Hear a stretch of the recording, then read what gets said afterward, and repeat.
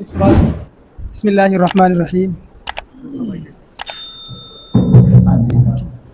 ایک سوال ذہن میں آ رہا ہے کہ جیسا کہ آپ حضرات نے فرمایا کہ ہم ترغیب ہیں. بے شک ٹھیک ہے، ترغیب دینی چاہیے، لیکن قرآن پاک میں اللہ تعالیٰ نے جہاں جنت کا تذکرہ فرمایا تو جہنم کا تذکرہ بھی فرمایا، یعنی ترغیب بھی ہے. تو اس حوالے سے طلباء کو ترغیب کے علاوہ اور کیا ان کی رویہ کی تربیت کے حوالے سے بچوں کو سزا نہ دیں بلکہ ترغیب دے کر تعلیم تربیت کی، یہ سوال آپ کا. ٹھیک ہے، تو ہم بچوں کو اچھے عمل پر ڈال دیں گے اور عمل کرنے والے کی جب حوصلہ افزائی ہوگی، اور یہ فطری چیز ہے کہ کلاس کے سب بچوں کے سامنے جب کسی کی تعریف ہو تو باقی بچوں کے دل میں ضرور آتی ہے کہ اگلے دن میری تعریف ہو. تو تعریف ہماری ایسی تعریف ہو عمل کرنے والے کی جہاں ایک لفظ بولنا تھا 3-4 بولنے ہیں، تو اگلے جو ہے نا جن کا عمل رہ چکا ہے تو وہ اگلے دن عمل پہ آ جائے. تو حوصلہ افزائی کی جائے، ان کو ترغیب میں فائدے بیان کیے جائیں، اس عمل کی اہمیت کو، اس سے جو ان کو عزتیں ملیں گی دنیا میں وہ بھی بتائی جائے، آخرت میں وہ بھی بتائی جائے. دنیا میں جو ہے وہ مقدم، سچ بولیں گے تو اعتماد بڑھے گا، لوگوں کا تعلق مضبوط ہوگا اور آپ کو اگلا کام بھی ملے گا اور آپ کی چہرے کی رونق بڑھ جائے گی، دل کا اطمینان بڑھ جائے گا اور آپ کو ہر کام میں کامیابی ملے گی. بظاہر تھوڑا سا نقصان ہوگا لیکن اس کے بعد فائدہ زیادہ ملے گا. تو یہ کتنی چیزیں بتا دیں. تو جو بچہ یہ سنے گا وہ سچ بولے گا کہ نہیں بولے گا؟ ہاں جی، فوائد اہمیت کو واضح کر دیا جائے. اور جی میں یہ آتا ہے کہ انسان کی طبیعت میں جلد بازی بھی ہوتی ہے، تو ہم اسکول میں پڑھائیں یا مدرسے میں پڑھائیں تو بچہ تھوڑا سا ادھر ادھر ٹیڑھا ہوتا ہے یا سبق یاد نہیں ہوتا ہے یا کوئی شرارت کرتا ہے تو فوراً غصہ آ جاتا ہے طبیعت میں، اور فوراً کوئی فطری طور پر یا نہ چاہتے ہوئے فوراً کو یا تو تھپڑ لگ چکا ہوتا ہے یا لگنے کا اشارہ ضرور اس کو دے دیتے ہیں. یعنی ڈرانا زیادہ طبیعت میں پایا جاتا ہے. آپ کی ورکشاپ سے ہم نے سیکھا یہ ہے کہ بچے کو ترغیب کے ساتھ، پیار محبت کے ساتھ، حوصلہ افزائی کے ساتھ اس کو فضائل سنا کر اس کو کام پہ لا کر کھڑا کرنا ہے. تو یہ بظاہر دیکھتے ہیں کہ ہم جب تک بچے کو تھوڑا بہت تھپڑ وپڑ لگا نہ لیں تو وہ اس کام کو کر کے ہی نہیں دیتا. لاپرواہی اتنی ہے. اور اسکولوں کا بھی یہی ماحول ہے، ان سے ٹیچروں سے بھی ہم ملتے ہیں تو وہ بھی یہی کہتے ہیں، اور مدارس میں بھی ایسا ہی مسئلہ ہوتا ہے. اگرچہ مدرسوں سے بھی اب مار کو ختم کر دیا گیا ہے، وہ پہلے بھی مار نہیں تھی مدرسوں میں، تو پہلے بھی بہت زیادہ پیار اور محبت تھا استاد کا.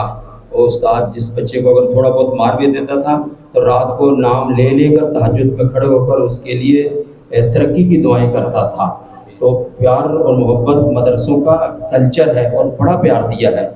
لیکن اس کا رخ دوسرا اگرچہ معاشرے میں آ گیا ہے، لیکن تھوڑا ایسا بھی مسئلہ ہے کہ تھوڑا بہت ڈرانا دھمکانا، تو اس طرح کیسے ہم اس کو مینیج کریں گے، کیسے حل کر پائیں گے اس مسئلے کو ہم؟ ماشاء اللہ، بڑا اچھا سوال کیا انہوں نے، اللہ جزائے خیر دے.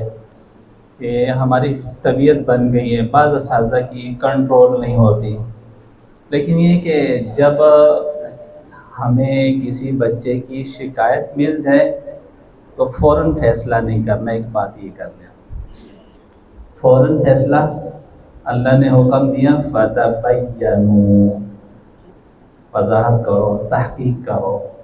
ایسے نہ ہو فیصلہ یا سزا دے کے بعد میں پتہ لگی ہے تو سزا کے لائق تھا ہی نہیں، شرمندگی ہو.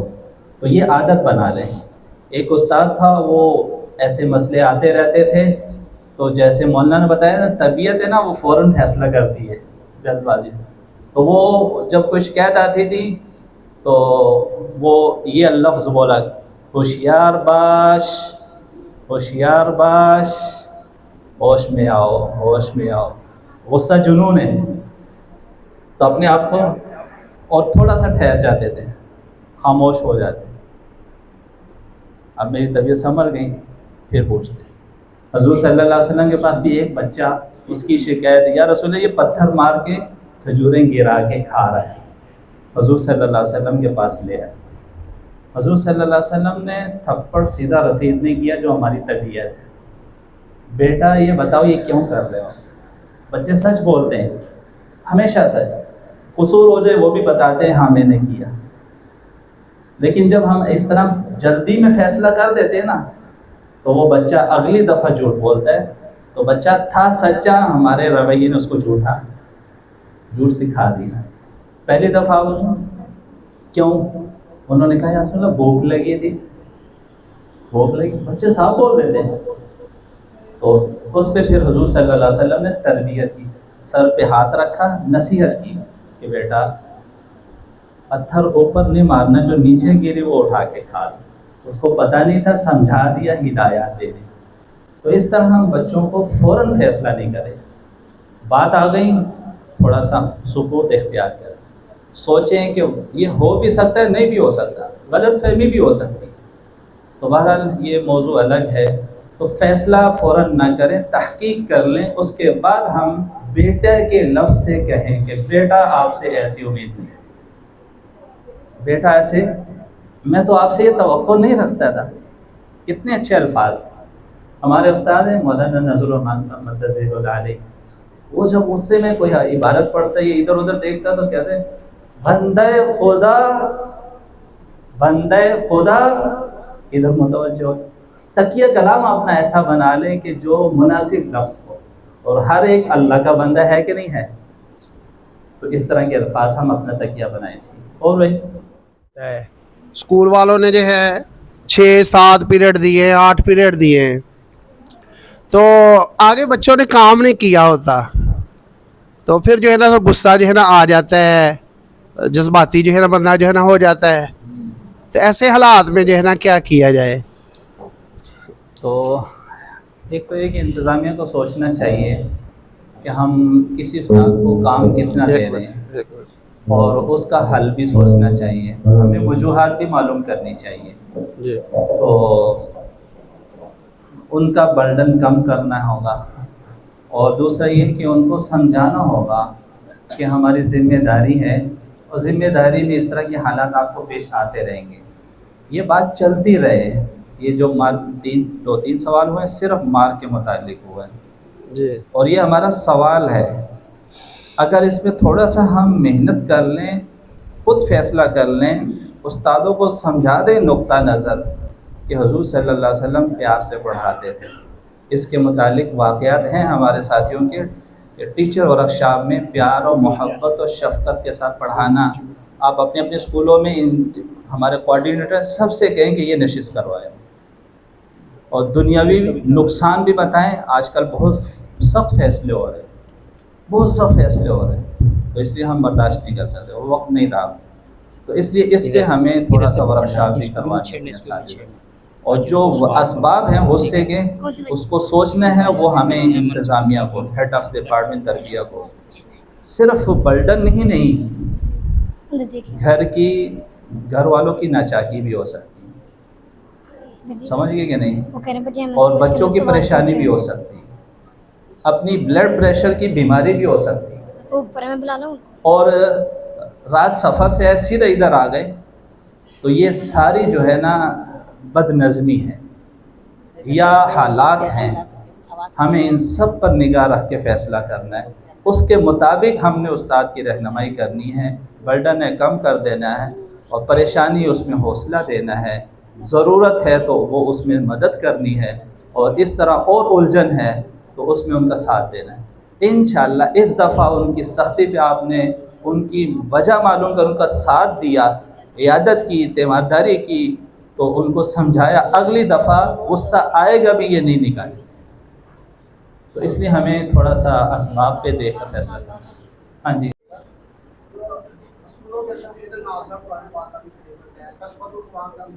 جی جی جی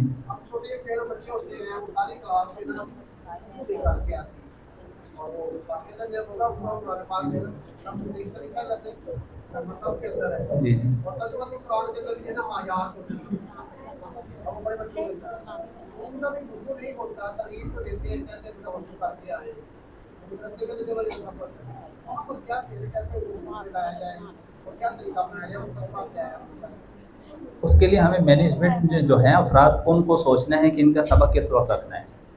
ان کا سبق اسمبلی کے فوراً بعد بچوں کو ہدایات دیں, طریقہ سمجھائیں. بیٹا جب بھی گھر سے آنا سب نے وضو کر کے آنا ہے, اسمبلی میں سارے وضو میں کھڑے ہو گئے, اور ہم قرآن کا ترجمے کا سبق ہے وہ پہلا سبق یہی ہوگا، تو بیٹا اس وضو کے ساتھ آپ نے اس سبق کو مکمل کرنا ہے، ٹھیک ہے؟ اگر کسی کا کوئی رہ گیا تو گنجائش دے دی جائے، کوئی بات نہیں۔ اور دوسرا یہ کہ اپنے اسکول کے اندر وضو خانے کی جگہ ہم بنائیں اور نماز کی جگہ بھی بنا دیں۔ الحمدللہ آپ جیسے بھائیوں سے ہم نے بات کی تو ظہر کی نماز کے لیے جگہ خاص ہو گئی، صفیں رکھ دی گئی، اور بڑے بچوں کو سکھایا دیا، حافظ مل جاتے ہیں۔ آپ نے اذان دینی، آپ نے اقامت کہنی ہے، ایک ہفتہ 9 کلاس جو ہے وہ جماعت پڑھائے گی، اور دوسرے ہفتے جو ہے نا 10 کلاس ظہر کی نماز پڑھیں۔ الحمدللہ کئی اسکولوں میں لاہور میں اگر دیکھنا چاہیں تو رابطہ کریں، انشاءاللہ آپ کو دکھائیں گے۔ تو اس طرح ہم بچوں کو، اب جس اسکول میں اسپیکٹر اسکول ہے سر آصف صاحب کا شادرہ میں، تو انہوں نے کہا کہ ابھی تو ہمیں تو تعداد زیادہ ہے، وضو کی جگہ واش روم، بچے بچیاں الگ الگ، تو یہ بڑا مسئلہ ہے، تو چلو ہم تجرباتی طور پہ 2 کلاسوں میں ہم اس کو لاگو کرتے ہیں 9 10 کے۔ اب پھر کچھ دنوں بعد جا کے پوچھا تو وہ کہہ رہے ہیں کہ ہم نے تو 9 10 کے 30 40 بچے تھے ان کے لیے الاؤ کیا تھا، تو دیکھا تو وہ اور کلاسوں کے بچے ہیں وہ بھی وضو کر کے شامل ہو جاتے ہیں۔ ماحول بن گیا نا، دیکھ لیا۔ تو اس طرح جو ہے نا ہمیں بات چلانے سے سمجھانا ہے، کوئی کام کہنا ہے نا، کوئی نقصان ہے، کوئی شکایت ہے، اس کی وجہ ہوتی ہے کہ ہم نے بات پوری طرح سمجھائی نہیں۔ ایک استاد تھے، انہوں نے کہا تھا بیٹا سراحی، پانی کی سراحی لے کر آئے، پیٹ سے پکڑ کے لانا۔ تو وہ سراحی جو ہوتی ہے نا اس کی شکل کون کون جانتے ہیں؟ ہاں جی، تو اس کی ایک گردن ہوتی ہے، پیٹ نیچے ہوتا ہے۔ مقصود کیا تھا کہ نیچے پیٹ سے پکڑ کے لانا، کمزور ہوگی تو ٹوٹ جائے گی۔ تو وہ جب آ رہے تھے تو انہوں نے سراحی گردن سے پکڑی ہوئی تھی اور اپنے پیٹ پہ ہاتھ رکھا ہوا۔ سمجھ میں آ گئی؟ اور اسی استاد کی بات ہے، انہوں نے کہا بیٹا کوئی شکایت آئی، شکایت آنے پر انہوں نے کہا کہ بیٹا کان پکڑ کے تھپڑ، چہرے پہ تھپڑ مارو۔ تو اس نے کیا کیا، استاد کا کان پکڑ کے تھپڑ سے استاد کے چہرے پہ مار دیا۔ بچہ نہیں سمجھا۔ میرے مہمان آئے، میں نے کہا بیٹا فوراً جو ہے نا، اب حالات ایسے ہیں، فوراً مہمانوں کے اکرام کرتا ہوں، ہم تعلیم میں لگے ہوئے ہیں۔ میں نے اسے کہا کہ ایسے کرنا،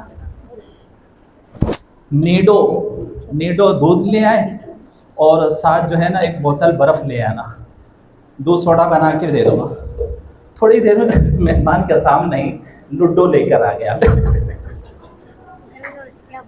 میں نے ایک شاگرد سے کہا کہ بیٹا آپ گھر سے نا وہ چارجر لے کر آؤ، موبائل بیٹری ختم ہو رہی چارجنگ۔ تھوڑی دیر میں دونوں ہاتھوں کے ساتھ چادر لے کر آ گئے۔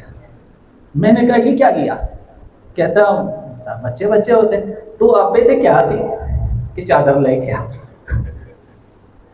تو یہ کہ کہیں کوئی وجہ، اس کی وجہ یہ کہ ہم سمجھا نہیں سکے، کہیں نہ کہیں وجہ جو ہوتی ہے نا اس کی لا علمی ہوتی ہے۔ جب علم مل جاتا ہے، طریقہ سمجھ جاتے ہیں تو وہ کمی پوری ہو جاتی ہے کام۔ ٹھیک ہے جی، جزاک اللہ۔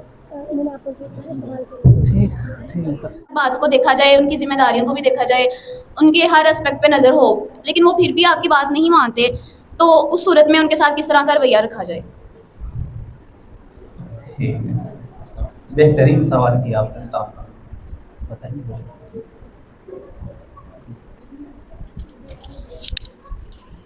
یہ جو اسٹاف ہے نا، یہ ہماری اس پر تو ہم نے ورک شاپ بھی کروا دی ہے، ٹیم ورک ورک شاپ، حوصلہ افزائی اور دعا مانگنا، کچھ کام یہ بھی کرنے کے ہیں، کچھ صدقہ دینا۔ ہمارا ایک سفر ہوا ساؤتھ افریقہ میں، تو وہاں ایک مولانا سے میری ملاقات ہوئی، تو وہ کہنے لگے کہ ہماری درسگاہ میں بچوں کو میں محسوس کرتا ہوں کہ پڑھنے کا شوق نہیں ہے، متوجہ نہیں ہو رہے، تو کیا کیا جائے؟ تو کہتے کہ میں گیا اپنے گھر، تو گھر جا کر میں نے اپنی بیگم سے مشورہ کیا۔ کس سے مشورہ کیا؟ بیگم بھی اچھے مشورے دے دیتی ہیں، آپ اس کو مان لیں۔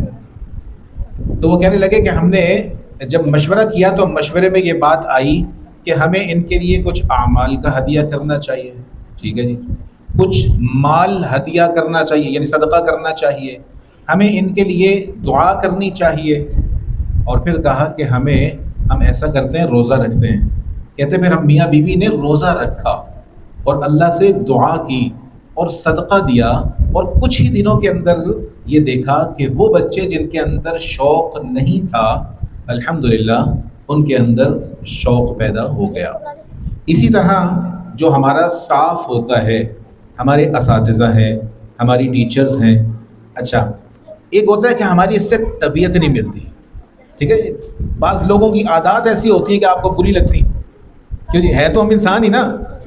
تو بعض لوگوں کی عادات ایسی ہوتی ہیں کہ جن عادات کی وجہ سے ہمارا ان کے ساتھ رہنا یا ان کو برداشت کرنا مشکل ہوتا ہے، لیکن اللہ کی رضا کے لیے، اور جیسے میں نے پہلے بھی عرض کیا، ایک دوسرے کو عزت دینے سے. اچھا چلیں، اب آپ ہیں principal. Team work workshop ہمارے سامنے آ گئی، اور آپ کا سٹاف ہے کتنا؟ 10 معلمات کا 10 کا سٹاف ہے. اب آپ نے ان 10 سے کام لینا ہے تو پہلے اپنی ٹیم تو بنائے نا، پہلے اپنی ٹیم بنائیے. تو یہ جو ہمارے کوآرڈینیٹرز آپ کو نظر آ رہے ہیں نا، یہ ہمارے سامنے، آپ کے سامنے، یہ مولانا کریم اللہ صاحب، مولانا عارف صاحب. اب یہ مسکرائیں گے کہ مجھے عارف کیوں کہا. یہ ہمیں ہر مہینے مولانا حذیفہ نقشبندی صاحب ہر مہینے، میرا خیال ہے کم از کم اگر میں کہوں نا 600 سے 700 کام کر کے ہمیں اس کی رپورٹ بنا کے دیتے ہیں، اور کوئی جھوٹ نہیں ہے اس کے اندر. اور ہم ان کے سر پہ ہر وقت سوار بھی نہیں ہوتے. مہینے میں 1-8 دن کی ملاقات ہوتی ہے، بس ختم. کیا سمجھے؟ اور ہمارے کتنے کوآرڈینیٹرز ہیں؟ الحمدللہ اللہ تعالیٰ کے فضل سے تقریباً 180 کوآرڈینیٹرز ہیں ہمارے پنجاب میں، اور سینئر کوآرڈینیٹرز 40 ہیں. یہ سینئر کوآرڈینیٹرز جو ہیں، یہ بتانا مہینے کے کتنے کام کر کے آپ ہمیں جمع کرواتے ہیں؟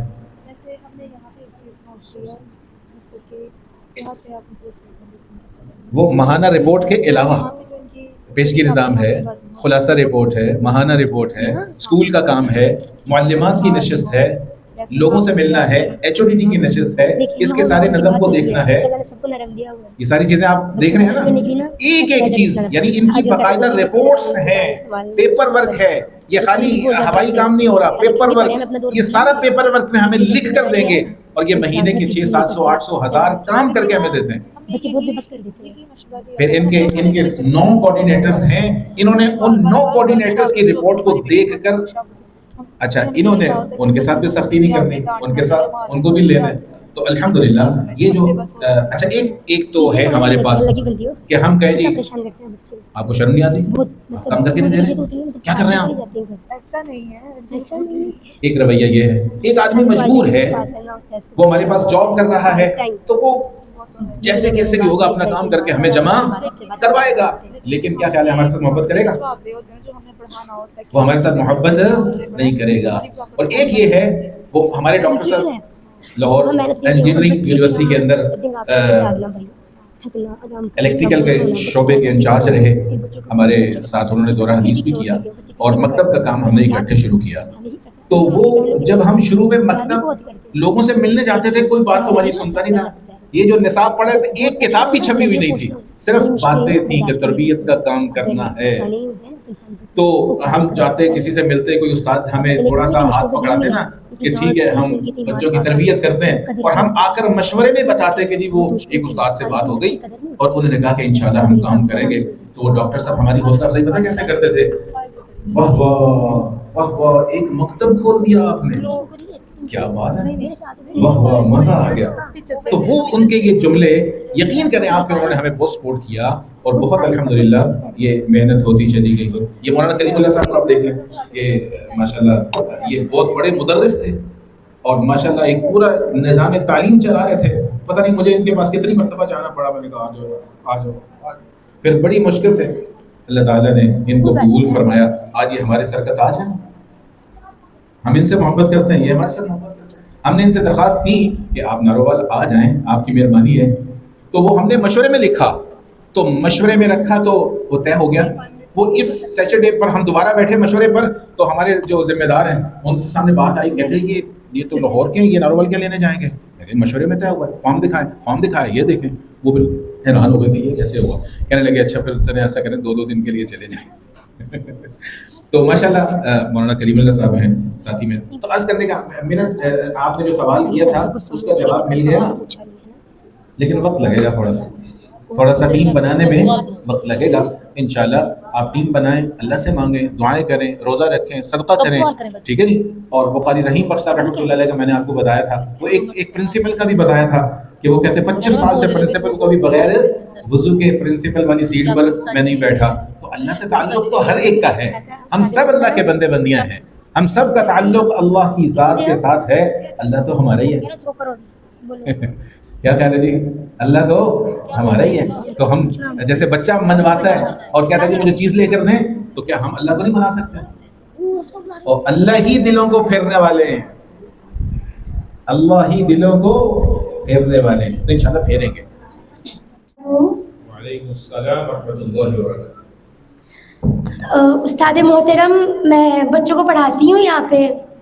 جی جی. تو بچے میری ہم عمر بھی ہیں, مطلب بہت اچھے ہیں سارے بچے. میری کوشش ہوتی ہے ان کو میں بہت پیارے طریقے سے پڑھاؤں, بہت ہی زیادہ پیارے طریقے سے.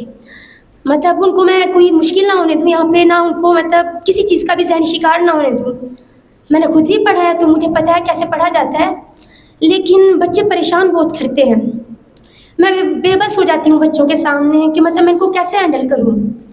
تو آپ نے جو ہماری معلمات والی نشست ہے اس میں شرکت کی ہے؟ تھوڑی سی کی ہے. اس میں تو مکمل شرکت کرنی پڑے گی, ٹھیک ہے جی. جی. کام کرنے سے پہلے کام کو سیکھنا, ٹھیک ہے جی. کوئی بات نہیں, ماشاءاللہ آپ جو محنت کر رہی ہیں اللہ تعالیٰ اس محنت کو قبول فرمائے. لیکن کچھ باتیں آپ کے سامنے بھی آئی ہیں, اور لیکن جب وہ آپ کے اسکول میں ٹیچر ورک شاپ ہوگی تو انشاءاللہ آپ کے سامنے آ جائے گی. جیسے کمزور بچوں پر محنت کرنا, یہ ابھی بات بہت چلی, لیکن یہ موضوع مکمل ایک ہے, اسکول ورک شاپ کا ایک مکمل موضوع ہے, اس کی سلائیڈز بھی ہیں. تو آپ کی طرف سے جو بات آ رہی ہے, آپ ایک تو ہماری نشست کے اندر شرکت کریں جو معلمات کی ہوتی ہے. مولانا آپ نوٹ کر لیں, جب ہو معلمات کی نشست تو اس میں شرکت ہو جائے تو انشاءاللہ فائدہ ہوگا. بچوں کو کس طرح لینا ہے, میں نے بھی بچوں کو پڑھایا بڑا عرصہ. میں یونیورسٹی, انجینئرنگ یونیورسٹی میں پڑھاتا تھا بچوں کو, تو وہاں بچے بھی آتے تھے, بزرگ بھی آتے تھے, بچے بھی آتے تھے. اب بچے بھی ایسے الحمدللہ, بس وہ ہمیں شوق تھا بڑا, اس وقت لگن تھی, ابھی بھی ہے, ختم نہیں ہوا. لیکن وہ ٹیچر ہونے کا اپنا ہی ایک مزہ تھا, استاد ہونے کا اپنا ہی ایک مزہ تھا. اور وہ بچے آ جاتے اور کہتے جی آج ہم نے تو کھیلنا ہے, تو ہم کتابیں بند کر کے گراؤنڈ میں چلے جاتے, ان کے ساتھ کھیلنا شروع کر دیتے, کبھی ان کا اکرام کرتے. اور بہرحال وہ بڑی عمر کے افراد بھی تھے, وہ بھی ماشاءاللہ سیکھتے تھے. بڑے پروفیسر لیول کے لوگ, عام نہیں, یونیورسٹی کے اندر پڑھانے والے وہ افراد تھے. تو یہ ہے کہ استاد اگر وہ خود بھی کم عمر ہو تو اس کے لیے ابھی سیکھنے کی بہت چیزیں باقی ہیں.